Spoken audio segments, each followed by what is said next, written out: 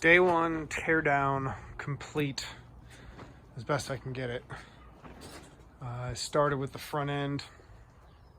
You can see I have the steering wheel, I don't know what these are called, but the steering bars, that one's gonna have to be straightened.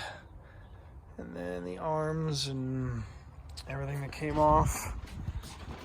Basically, that sat in there, holding that in place this way, I guess, holding this in place, and the tire sat on this. So, not too much trouble. That's really straightforward, actually. I took off the gas connector, which is this, goes all the way up. This is where it connects to the actual cart. Sits kind of like this, basically from there all the way up, and then this would connect onto here, keeping tension and keeping tension on there. And then your wire coming from the carburetor, I guess, gets screwed through this thing. Took off the brake. Obviously there's a big bow in it. That was part of where the cart got in an accident before we bought it. So I'll have to straighten that. I might need to buy a new band. This thing's pretty worked. It stopped it, so there's that, but I might replace some of the bolts and some of the washers. This arm, I don't know if you can see, but it's flat on that side where it's been rubbing against the brake. And that is the brake drum. Basically is bolted to this flywheel, and the flywheel has a little key sitting in that little slot, and then another tension screw here. Now, I tried to take all this off. I actually got this off pretty easily, but getting this off was, I'm gonna say impossible. I lubed it with WD-40, took all the screws out, obviously, let it sit for about 3-4 hours, came back out with a torch, heated it up. Not a lot. It was hot to the touch, but it wasn't like red hot by any means. And pounded on this thing with a rubber mallet, trying to get it to break free. I'm trying to take the back axle off is really what I was getting to. Basically took these two bolts out, which hold these two pieces onto the bearing itself, which is that on the inside. They kind of clamp around a domed bearing. It's kind of like this, and one piece clamps on this way, one piece clamps on this way, and it all clamps on. So did the same thing here, try to get this thing off, try to get everything off basically so I could just slide it out. Not happening. Took out the set screws, filled this channel. I don't know if you can see the channel.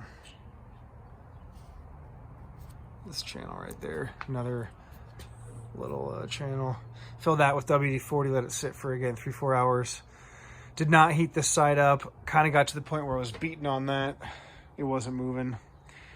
And thought to myself, well, if I can clean it up the way it is, and I just don't need to take everything off. So back tire. Not a lot to it. New steering wheel's coming in the mail. So now at this point, I want to palm sand it, get a lot of this paint off. There's multiple layers. Looks like it was black, it was white, it was red. There's some gold. That might have been the OG original color of this thing. This is the phone won't turn upside down, but Klipper carts, Klipper karts. This is a Klipper cart, and not a lot of information online about it. If you Google it, it will come up, but it doesn't have a ton of information. So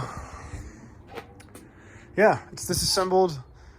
I got major grease off. I'm gonna try to rub the rest down and then sand sand a lot of this because I want to just do a like Rust-Oleum spray paint job on it, and I want to make sure all these chips are as smooth as I can. Once the paint's off as much as I can, I'm going to use a big come along. Got a 2-ton 6-foot reach little come along here. I'm going to try to hook the back end to a tree and the front end to my truck, and then heat everything up, have maybe a 2-man team, getting this hot, getting some of these joints down here warm, here, and just start cranking this thing. One person manning the crank while the other person's getting everything hot. Eventually, we want it to be straight like that one is over there. This thing really took a beating.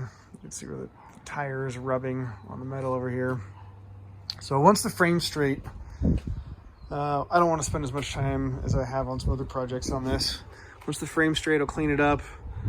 It'll be sanded, spray paint it, start putting stuff back on. If bolts need to be replaced, I'll replace them. But other than that, just some fresh grease in these holes. Make sure the tires are spinning as freely as possible. If I'm looking at a better way to do the seat, I'll probably do a video on how the seat's going to go. Right now, it's pushed all the way forward because the old engine was right up against it. You can actually see where the engine was rubbing on this.